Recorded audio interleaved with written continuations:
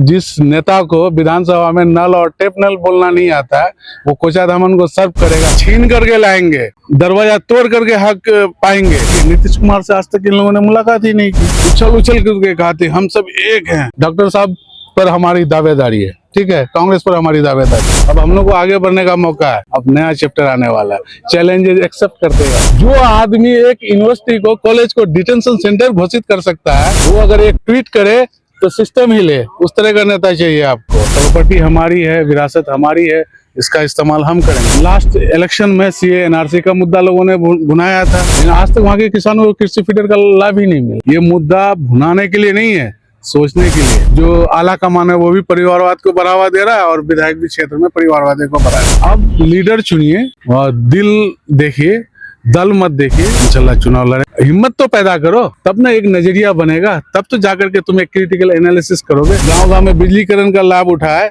वो कहे कि डॉक्टर साहब कोई काम ही नहीं किया, तो हम ये बात कैसे माने? वोटरों को जो वक्त की प्रॉपर्टी समझ रहे हैं, अब ये नेता वक्त की प्रॉपर्टी बन जाएंगे वोटरों। To the people, for the people, by the people वाला नहीं। सलाम आदाब, मैं रमीज रेजा, आप देख रहे हैं दी गगन टॉप। हमारे साथ आज एक ऐसी हस्ती है जो किसी नाम के मोहताज नहीं है।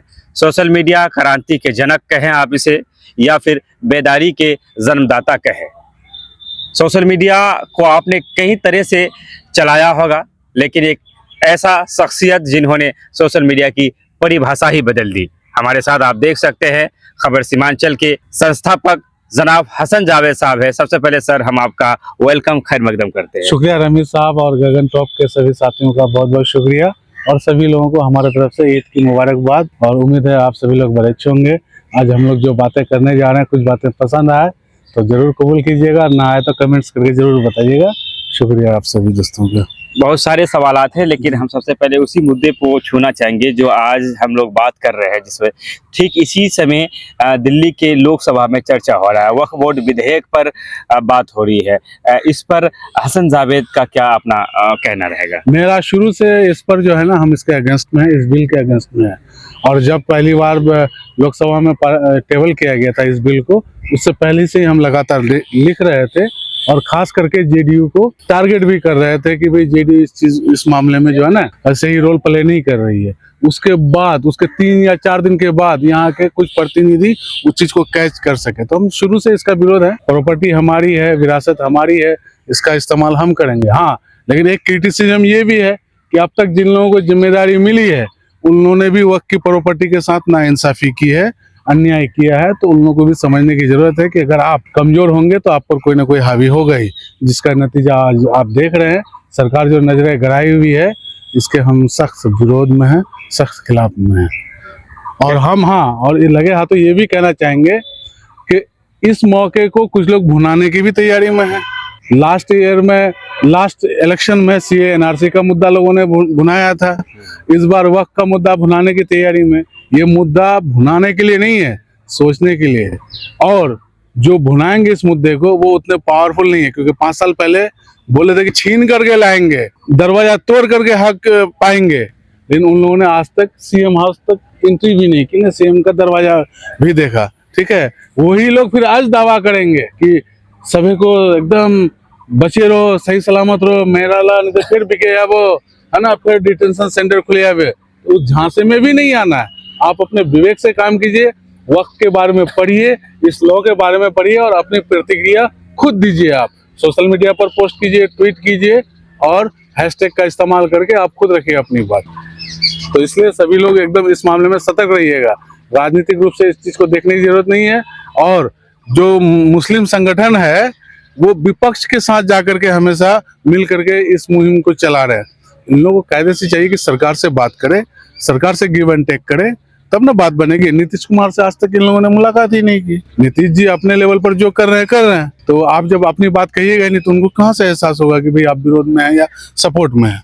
वो तो केंद्र सरकार का हिस्सा है, तो वो केंद्र सरकार के साथ तो चले गए। तो आपको अपनी बात तो रखनी पड़ेगी ना। Imarat e Shariah, all India Muslim personal law board बहुत ही पावरफुल ऑर्गेनाइजेशन है, लेकिन इसको अपनी पावर और शक्ति का एहसास ही नहीं है। आज तक मुसलमानों के किसी मुद्दे पर, अल्पसंख्यकों के किसी मुद्दे पर इन्होंने कोई बात ही नहीं की। तो ये तो गलत बात है ना, ये चीज है। तो इसलिए भरोसा दूसरों पर ना रख करके खुद पर भरोसा रखिए। सारे युवा साथी आ गए और अपनी प्रतिक्रिया दीजिए। प्रतिक्रिया दे। ऐसे में कई मुस्लिम चेहरे हैं जो जदयू से जुड़े हुए हैं, बड़े बड़े पद पर है, मंत्री है, और ऐसे में वक्फ बोर्ड विधेयक जो लाया जा रहा है, एक तरह से ये मुसलमानों पर थोपने जैसी बात है। तो उन नेताओं के लिए क्या कहना चाहेंगे जो अभी तक जदयू में बने हुए हैं और मुस्लिम चेहरे हैं?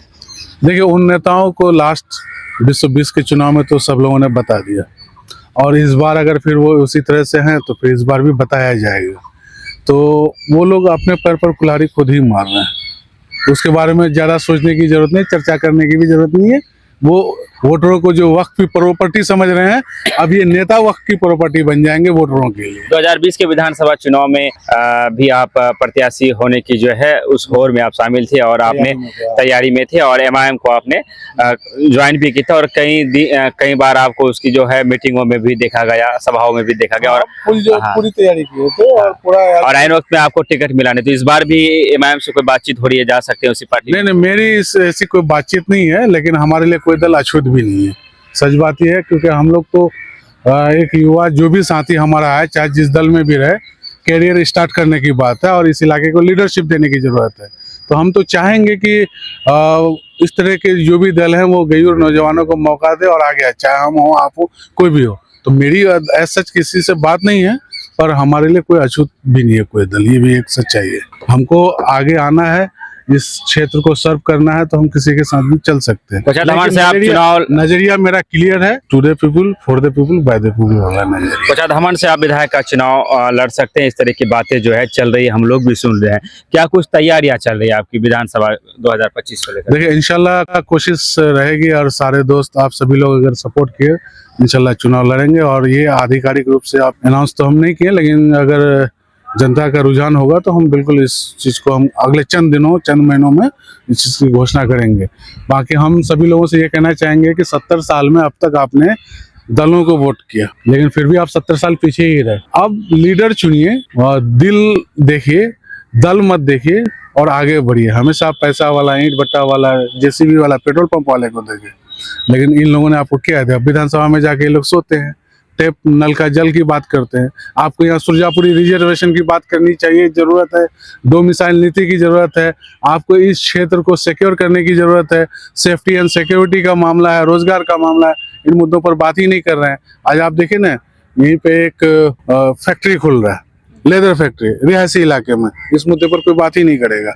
वहाँ बिशनपुर नगर पंचायत की मांग करने लोग चले। तो इस तरह के मतलब बिना सिर पैर वाला, ना तीतर ना बटेर वाली बात लोग करते हैं। तो ऐसे लीडर्स की जरूरत है, और जो फील्ड में दिखते ही नहीं है। परिवारवाद, उसका जो आला कमान है वो भी परिवारवाद को बढ़ावा दे रहा है, और विधायक भी क्षेत्र में परिवारवाद को बढ़ावा दे रहा है। विधायक कहीं नजर नहीं आते। तो ऐसे इसलिए हाँ, तैयारी ये है कि दोस्त यार सभी लोगों से गुजारिश कर रहे हैं, मिल रहे हैं, फीडबैक ले रहे हैं, और उन सबकी अगर राय बनेगी तो बिल्कुल एकदम मैदान में उतरेंगे इंशाल्लाह, और पुरजोर तरीके से उतरेंगे, लेकिन सबके सहयोग से, ठीक है। और रिजल्ट की चिंता करने की जरूरत नहीं है, क्योंकि खोने के लिए अपने पास कुछ नहीं है, पाने के लिए सब कुछ है। और हमें ये पता है अब तक जो कुछ भी अचीव किए हैं, हासिल किए हैं, वो मेहनत के बल पर, संघर्ष के बल पर, आपकी दुआओं, मेहरबानी, रहमो करम के बल पर। तो इसलिए आगे अगर संघर्ष करेंगे, लड़ेंगे, तो इंशाल्लाह जीत होगी।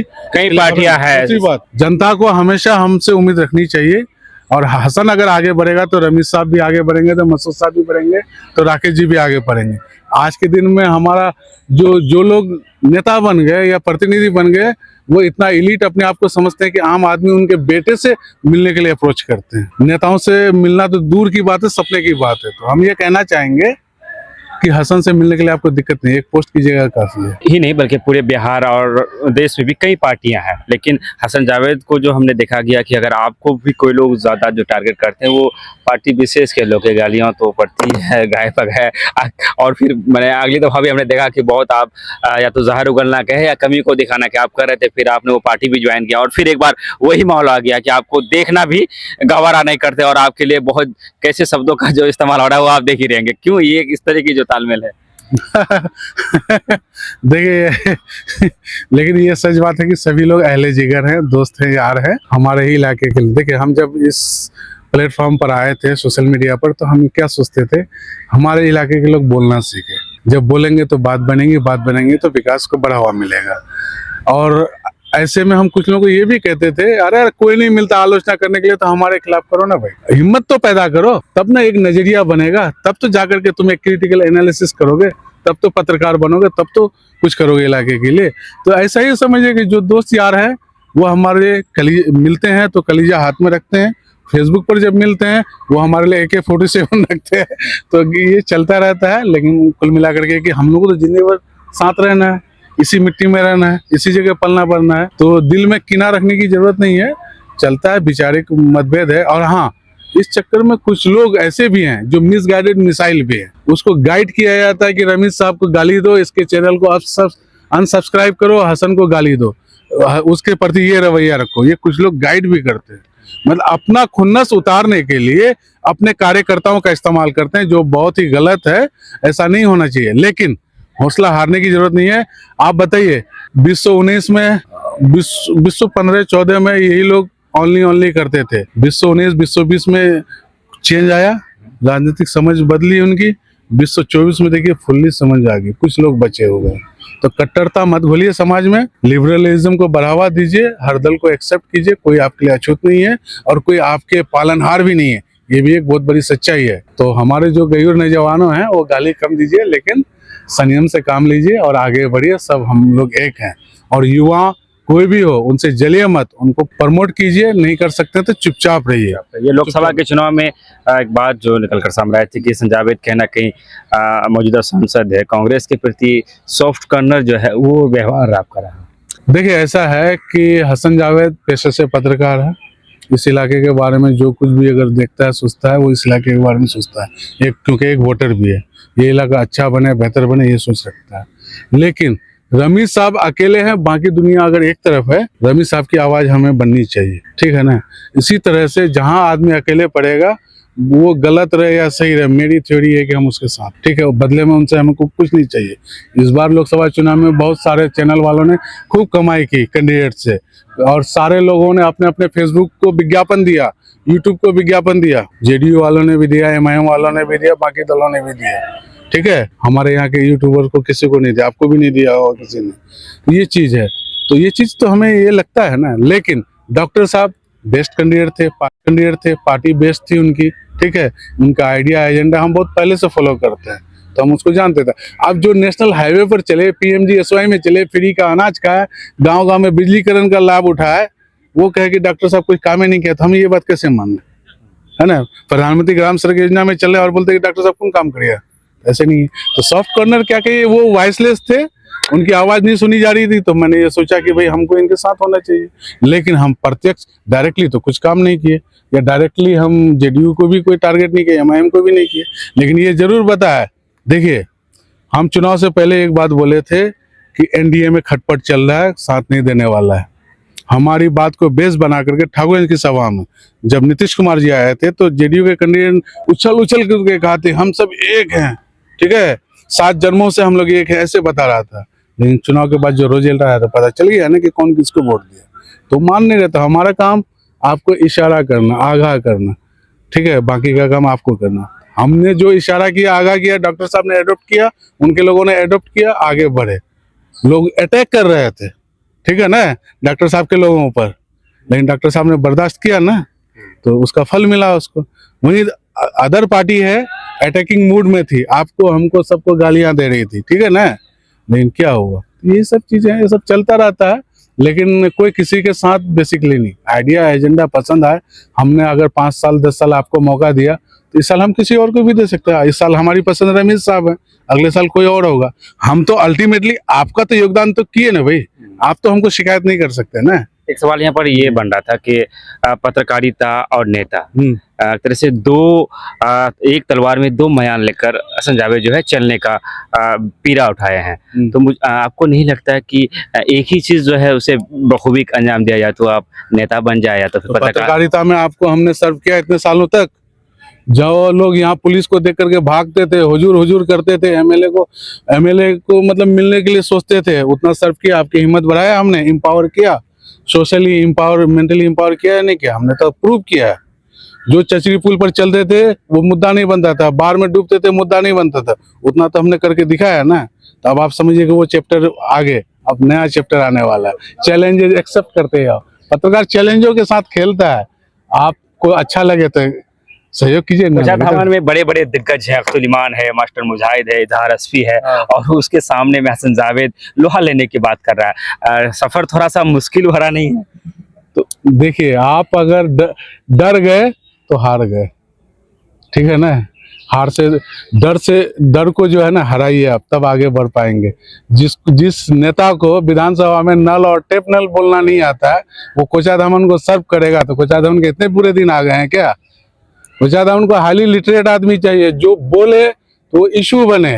वो अगर एक ट्वीट करे तो सिस्टम ही ले, उस तरह का नेता चाहिए आपको। वो नहीं चाहिए गो मगो वाली बात कर रहा, दिन भर घर में सोया हुआ है, परिवार शाहजादा घूम रहा है। उस तरह का नेता नहीं चाहिए कोचा धामन को।